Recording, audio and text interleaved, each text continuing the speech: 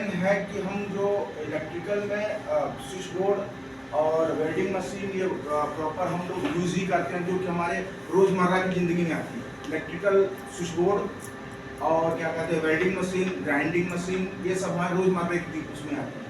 सिर्फ electrical department की बात नहीं हो रही है, सारे डिपार्टमेंट की बात हो रही है। हमारा जो स्विच बोर्ड है, स्विच बोर्ड में आप लोग देखते होंगे उसमें एक RCC भी लगा हुआ है।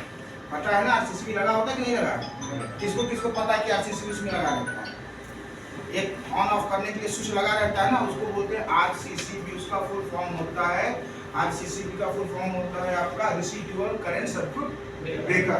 वो रेसिडुअल मतलब जरा भी उसको अर्थ रिस्पेक्ट मिलने पर तुरंत कंडीशन में ट्रिप हो जाती है, क्योंकि हमारी सेफ्टी के लिए लगाया जाता है कि कहीं भी हम मान लीजिए हमारे बॉडी से कहीं टच हो गया या कहीं ग्राउंड से टच हो गया, उस कंडीशन को RCCB ट्रिप कर जाएगी और हम सेफ जोन में आ जाएंगे। उसका रीज़न यही है, इसलिए हम RCCB पहले अब होता था हमारा, जिसको RCCB के पहले हम लोग लगाते थे ELCB क्या होता है, बहुत सेंसिटिव होती है ELCB और अर्थ लीकेज। अगर माइनर भी कहीं अगर लीकेज हो जाता है तो कंटिन्यूसली ट्रिपिंग में ही आ जाती है, क्योंकि जब तक वो आप उसको रेक्टिफाई नहीं करोगे तब तक वो ELCB को ऑन करके काम नहीं कर पाओगे जरा भी, क्योंकि आप वेल्डिंग मशीन में ELCB लगा दोगे और वेल्डिंग मशीन कहीं वेल्डिंग कर रहे हैं तो आप अर्थिंग लगाओ, देखोगे तो आपका उसका लीड का जहाँ पे डैमेज ही होता है। इलेक्ट्रिकल का जो वो होता है अर्थिंग पॉइंट देते हैं आप वेल्डिंग मशीन का और आप आर्किंग करते हो, उसका देखो मोस्टली बहुत जगह डैमेज ही होते हैं। अगर वो भी अगर अर्थ में आ गया तो तुरंत ट्रिप कर जाएगी।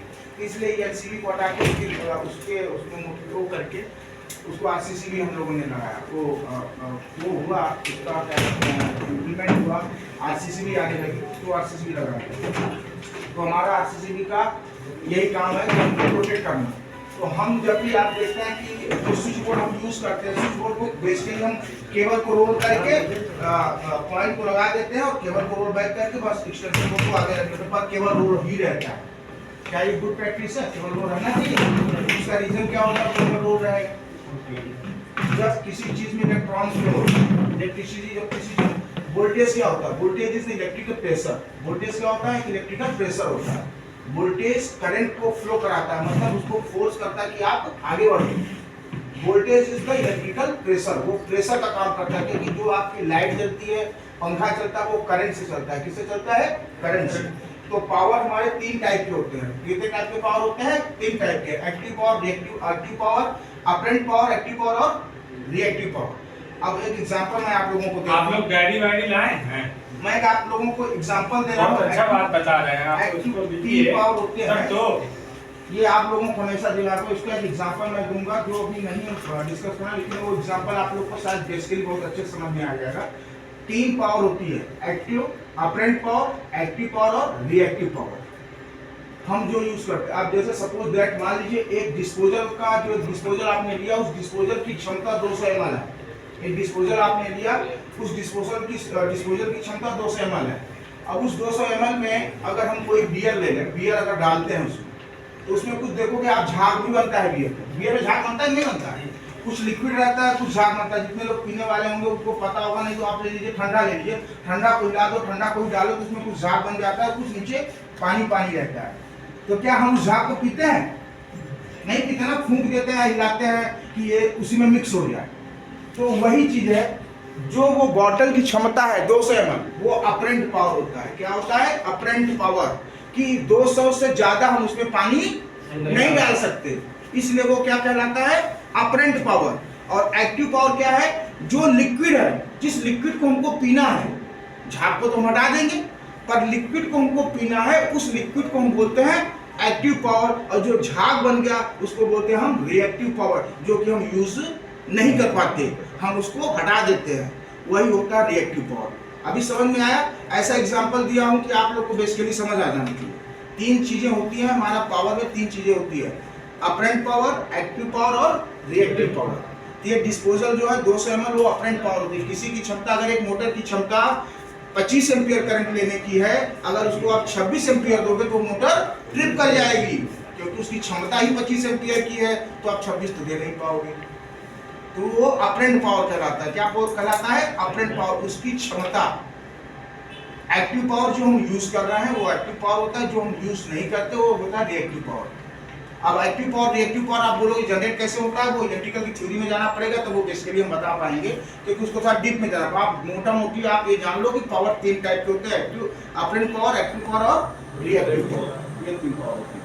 अब हम केबल आ गया एक्सटेंशन बोर्ड पे। एक्सटेंशन बोर्ड हम देखते हैं बेसिकली रोल करके अपना जितने का काम उतनी दूर रख लिया, बाकी उसको प्लग लगा दे। लगाते हैं नहीं, मोस्टली लगाते हैं नहीं लगाते, आप लगाते हैं ना, पर रोल बैक नहीं करना चाहिए, रोल नहीं करना चाहिए, क्योंकि जब आप उस एक्सटेंशन बोर्ड पे लोड डालोगे, क्या डालोगे, लोड, जब उस पर लोड आपने मान लीजिए 40 एम्पियर का लोड उस एक्सटेंशन बोर्ड पे आपने दे दिया, तो 40 एम्पियर लोड दिया, तो लोड किस पे डिपेंड करेगा, आपके केबल पर भी डिपेंड करेगा, उसके इक्विपमेंट पर डिपेंड करेगा कि नहीं करेगा।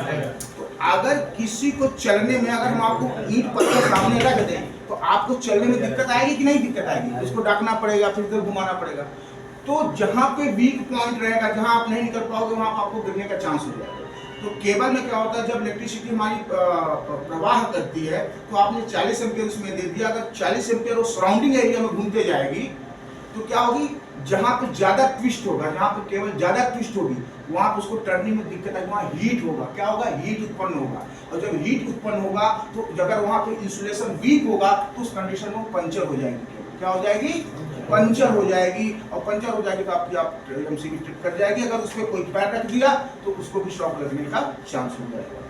तो कभी भी केबल को रोल करके नहीं रखना चाहिए। इलेक्ट्रिकल में काम आप लोग देखते होंगे, बहुत बड़ी केबल होती है, पर हम लोग केबल को इधर उधर घुमा के ले आके कनेक्ट करते हैं। हमको रखना है 2 ही मीटर, पर केबल अगर बड़ी मिल गई तो हम लोग देखते हैं, तो आप लोग ऐसे घुमा के हम लोग उसको कहीं ना कहीं से घुमा के उसको हम लोग कनेक्ट करते हैं। तो रोल बैक करके केबल कभी नहीं रखना है, आपको हमेशा उसको फैला के रखना है, चाहे वो 10 मीटर में काम हो, चाहे वो 5 मीटर पे काम हो, लेकिन हमेशा उसको फैला के ही रखा जाएगा। ये हो गया। अब आपका जो वेल्डिंग रिसेप्टिकल में आ जाता है, ये क्लियर हो गया कि आपको रोल नहीं रखना है, उस तरह से काम करना है। अब वेल्डिंग रिसेप्टिकल में आ जाता है। वेल्डिंग रिसेप्टिकल देखोगे 3 फेस का होता है और सिंगल फेस का होता है, ये होते हैं ना। तो हम लोग मोस्टली क्या करते हैं, जाते हैं, वो वेल्डिंग रिसेप्टिकल ऑन रहता है और हम नीचे से उसको पुश करते हैं, उसके फीमेल कॉन्टैक्ट को, मेल कॉन्टैक्ट को पुश करते हैं अंदर लगाने के लिए, तो वो गलत तरीका है। आपका जो वेल्डिंग रिसेप्टिकल है उसको पहले ऑफ होना चाहिए, क्योंकि उसमें एक इंटरलॉक होता है। क्या होता है, इंटरलॉक। कहीं कहीं इंटरलॉक वो टूट जाता है तो पहले ही ऑन हो जाता है और आदमी उसको घुसा देता है, इसलिए घुस जाता है। पर वो घुसता नहीं, जब अगर इंटरलॉक उसका सही रहेगा तो वो घुसेगा नहीं। जब तक आप उसको ऑफ नहीं करोगे तब तक वो अंदर प्रेस नहीं होगा, क्योंकि उसके बीच में इंटरलॉक होता है। इसीलिए इंटरलॉक लगाया गया है कि मान लो जब अगर आप चालू कंडीशन में अगर उसको लगाओगे तो किसी होल में अगर आप किसी पिन को डालोगे, अगर इसमें गैप ज्यादा है तो क्या होगा, चटरिंग आएगी कि नहीं आएगी, क्योंकि स्पार्क होगा, वोल्टेज रहेगी, वहाँ चटरिंग होगी। तो आपको मतलब आपको वहाँ पे शॉक लगने का चांस है और बर्न आउट होने का चांस है कि आपको फ्लैश ओवर होगा तो आपको हाथ जल जाएगा, क्योंकि हाथ वहाँ पे मोस्टली आपको अंदर तक घुसाना पड़ता है, थोड़ा घुसाना पड़ता है ना। तो इसलिए इंटरलॉक दिया गया है कि आप लोग उसको घुसाने से पहले उसको ऑफ करें, उसके बाद घुसाओ। तो जहाँ जहाँ इंटरलॉक खराब हो जाता है वहाँ पे मोस्टली आदमी ऐसे ही घुसा देता है, उस पर ध्यान नहीं देता। लेकिन इलेक्ट्रिकल एक बहुत डेंजरस चीज़ है जिसको आप लोगों को कॉन्सेप्ट क्लियर रखना है कि जब भी हम वेल्डिंग रिसेप्टिकल में अगर कनेक्शन प्रोवाइड कर रहे हैं, वेल्डिंग मशीन का हो, ग्राइंडिंग मशीन का हो, एक्सेट्रा जो भी हमारा पोर्टेबल मशीन का हो, ब्लोअर का हो, एक्सेट्रा जो भी हो, अगर हम उसमें यूज़ कर रहे हैं, उसकी सोर्स हम कनेक्ट कर रहे हैं सोर्स से, तो आपको उस मशीन को, उस वेल्डिंग रिसेप्टिकल को ऑफ करना है, उसके बाद ही उसको इंसर्ट करना है। ठीक है, ये हो गया।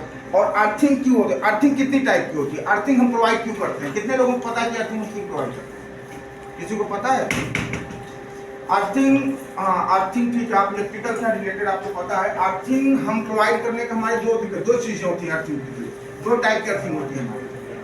अर्थिंग हमारी 2 टाइप की होती है। एक अर्थिंग होती है जो कि हम ट्रांसफार्मर की अर्थिंग देती है, जो कि हमारा ट्रांसफार्मर, जब जो ट्रांसफार्मर है उस ट्रांसफार्मर से हम स्टार पॉइंट जो लगाते हैं उसको हम ग्राउंड करते हैं, क्योंकि जब कोई भी चीज़ स्टार में अगर बनती है तो एक लीड उसकी जो निकलती है, क्योंकि जब वो तीनों फेज जाएगा, अगर उसमें करंट अनबैलेंस हुआ तो उसमें कुछ ना कुछ न्यूट्रल के सीक्वेंस में हमारा आएगा, कुछ ना कुछ करंट आएगा, तो उस करंट को हम ग्राउंड कर देते हैं, सॉलिड ग्राउंड बोलते हैं। क्या बोलते हैं उसको हम?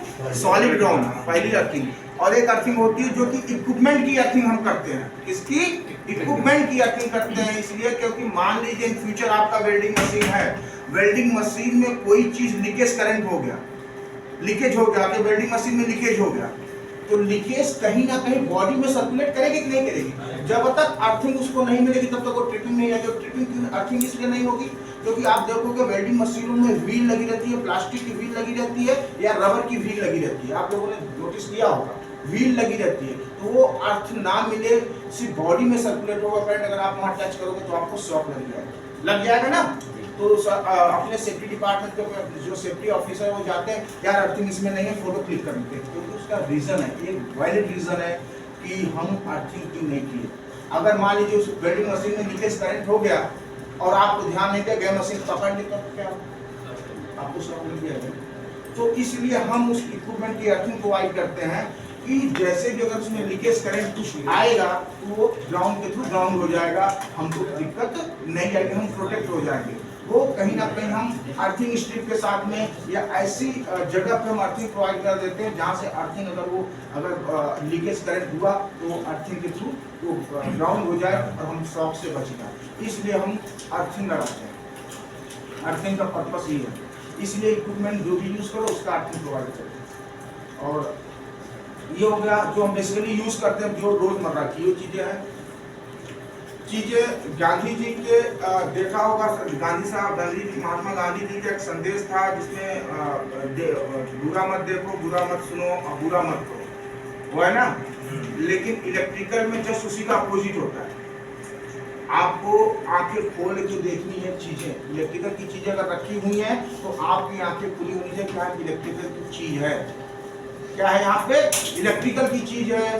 तो उसको हमको अगर नीचे रखा हुआ है उसमें पानी जाने का चांस है तो आपको उसको बताना है, मतलब मुंह बंद नहीं रखना है, उसको बोलना है कि भाई इसमें ये इलेक्ट्रिकल क्या चीज है, सप्लाई है कि नहीं है, इसमें पानी मार देगा कोई, डस्ट या पैर रख देगा तो शॉर्ट सर्किट हो जाएगा, शॉक लग सकता है। तो आपको वहाँ पे बोलना है, बताना है। अब सुनना की बात क्या है, अगर कोई भी मोटर चल रही है, आप गए बोले यार मोटर तो बंद है, आपको समझ में नहीं आया, आपने जाके वहाँ हाथ लगा दिया, पता चल को मोटर चल रही है। क्योंकि कुछ मोटर ऐसी है जो कि आवाज ही बहुत स्लो मोशन में आवाज करती है, कि मिनिमम आवाज साउंड करती है। तो आपको कान से बंद नहीं करना, सुनना है कि मोटर हमारी चल रही है कि नहीं चल रही है। तो मोटर एक साउंड करती है, घड़ घड़ घड़ की आवाज आती है। जब आप ध्यान से सुनोगे तो मोटर चलती हुई मिलेगी, क्योंकि मान लीजिए कुछ मोटर ऐसी होती है जो कि डायरेक्टली कपल होती है, उसका साफ रूप में समझ में नहीं आता कि मोटर चल रही थी, घूम रही है कि नहीं चल रही है। तो आपको कान लगा के वहाँ सुनना है कि मोटर हमारी चल रही है कि नहीं चल रही है। ये है इलेक्ट्रिकल की चीजें। इलेक्ट्रिकल में आइसोलेशन, नॉर्मलाइजेशन के लिए सारे चीज़ों की एक एसओपी बनी होती है, जिसको बोलते हैं स्टैंडर्ड ऑपरेटिंग प्रोसीजर है। उस एसओपी को हमको फॉलो करना होता है, जो कि क्लाइंट की तरफ से अपने एक स्टैंडर्ड आईएमएस के डॉक्यूमेंट में है। वो आईएमएस का स्टैंडर्ड ये कहता है कि हमको एसओपी और एसएमपी को फॉलो करना है, एसओपी और एसएमपी को फॉलो करके कार्य करना है। हमारे यहाँ भी एक दुर्घटना हुई है सीएचपी में, आप लोग जानते हैं राजेंद्र साहब हैं हमारे बीच में। उन्होंने क्या किया, एक गलत आइसोलेशन किया। उस गलत आइसोलेशन में सीएचपी में उन्होंने ब्रेकर को भी करना कुछ और था, ब्रेकर कर दिए कुछ और, मोटर चल गई। मैकेनिकल की टीम वहाँ पहुँच गई, मैकेनिकल की टीम वहाँ पहुँच गई थी। अब वो मोटर चल गई तो पूरा बेल्ट कन्वेयर चल गया था। अगर इन केस उस पर कोई आदमी कार्य करता रहता तब क्या फेटल हो जाता, कुछ भी हो सकता था। वो बेल्ट कन्वेयर बेल्ट चलने लगा एक गलती से। तो अब तो हम सॉरी बोल के एपोलॉजी लेटर लिख देंगे। एपोलॉजी लेटर क्षमा पत्र लिखने से किसी की अगर जान चली जाती तो आपका क्षमा पत्र एक्सेप्टेबल था कि नहीं था? अब एक्सेप्टेबल था तो आप क्षमा मांगो, सर हमारी नौकरी बचा लीजिए, सर हमको नौकरी, क्योंकि किसी की जान चली जाती। अगर वो बेल्ट में जाके काम करना शुरू कर दिए होते तो बेल्ट चल गया। तो एसओपी जो था, एसओपी को उन्होंने फॉलो नहीं किया। एसओपी में एक एक स्टेप बाई बहुत क्लियरली मेंशन है कि एक एक स्टेप कैसे हमको नॉर्मलाइजेशन करना है, कैसे आइसोलेशन करना है। तो वो सारी चीज़ें उसमें दी गई हैं कि हमको किस तरह से ब्रेकर को आइसोलेट करना है, ब्रेकर को नॉर्मलाइज कैसे करना है। वो एसओपी एसएमपी इलेक्ट्रिकल की चीज़ें हैं, इलेक्ट्रिकल में आती हैं। हमारा बेसिकली कंसर्न यही है इलेक्ट्रिकल में कि इलेक्ट्रिकल की पोर्टेबल मशीन हो, वेल्डिंग मशीन हो, ग्राइंडिंग मशीन हो, एक्सेट्रा जो भी इलेक्ट्रिकल हम यूज़ कर रहे हैं इक्विपमेंट, उसका प्रॉपर अर्थिंग होना चाहिए। प्रॉपर उसके बारे में आपको नॉलेज होना चाहिए। हम लोग गांव घर में वायर का छिलका ऐसे लगा देते हैं, वायर छील के प्लग ऑफ नहीं लगाते, ऐसे घुसा के काम कर सकते हैं। इलेक्ट्रिकल की तीन चीजों के वजह से फ्लैश ओवर होता है, 3 चीजों की वजह से एक्सीडेंट होता है और 3 चीजों की वजह से ही इक्विपमेंट फेलियर होती है। अगर 3 चीज हम बेसिकली अगर फॉलो करें तो हमारा इक्विपमेंट हमको शॉक भी नहीं लगेगा, हमारा इक्विपमेंट भी फेल नहीं होगा और हम फ्लैश ओवर से भी बच जाएंगे। इलेक्ट्रिकल का सबसे बड़ा चीज है डस्ट पार्टिकल्स इक्विपमेंट पे नहीं होनी चाहिए। जहाँ पे टर्मिनल का कनेक्शन हो रहा है वहाँ डस्ट पार्टिकल्स नहीं होने चाहिए, क्लीन होनी चाहिए। दूसरा इलेक्ट्रिकल की चीज़ है टाइटनेस। जो टाइटनेस बहुत जरूरी होता है इलेक्ट्रिकल का। लूज कनेक्शन में क्या होगा, स्पार्क होगा, चक्की सोना शुरू हो जाएगा, धीरे धीरे बड़ा रूप लेकर वो फ्लैश ओवर करा देगा। तो टाइटनेस बहुत मस्ट होना चाहिए। क्लीनिंग, टाइटनेस बहुत, और इंस्पेक्शन में क्या आता है, जैसे कि आप किसी मोटर में गए हैं, मोटर बंद है, उसके बगल से एक बड़ा सा होल है, अगर उसमें कोई सांप बिच्छू कोई भी क्या करते हैं, जो नेचुरल जो हमारे वो हैं क्या करते हैं सांप बिच्छू है, अगर उसके अंदर कुछ भी घुस गया तो वो भी शॉर्ट सर्किट उसको करा सकते हैं। इंस्पेक्शन का मतलब होता है, इंस्पेक्शन का मतलब ये होता है कि हमको उसको प्रॉपर तरीके से सीलिंग करना चाहिए। किसी भी इक्विपमेंट का, किसी भी पैनल का प्रॉपर तरीके से अगर हम सीलिंग रखेंगे, उसका क्लीनिंग रखेंगे और सीलिंग रखेंगे, क्लीनिंग रखेंगे और टाइटनेस रखेंगे, ना फ्लैश ओवर होगा, ना शॉर्ट सर्किट होगी और ना किसी को शॉक लगने के चांस होंगे। बस इसी साथ में अपना विराम देता हूँ। बाकी आप लोग तो समझदार हैं, इतने साल से आप लोग यहाँ जॉब कर रहे हो, जो बेसिकली चीज़ें थी उस चीज़ों को आप लोग को फॉलो करना है। बाकी जो एक्स्ट्रा है वो हमारे समीर सर जो हैं हमारे बीच हैं, वो आप लोगों को उसको थोड़ा डीप में जाके ब्रीफ कर देंगे। ओके जी